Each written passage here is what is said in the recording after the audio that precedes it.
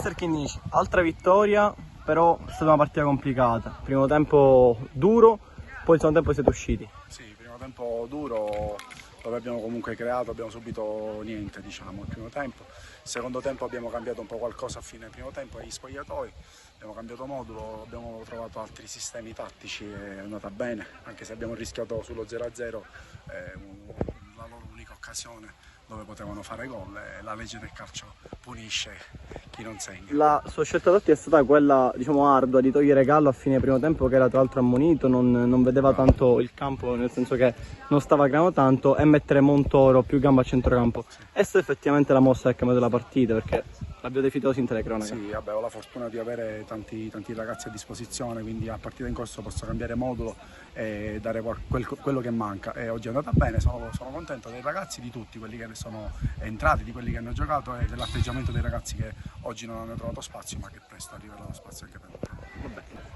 Davide Cariotto, match winner di San Giorgio Piana Empedoclina, grande vittoria, doppietta, ma si era messa male all'inizio, no? Ma sì, è una partita difficile perché loro ambiscono pure alla vittoria del campionato, inutile negarlo.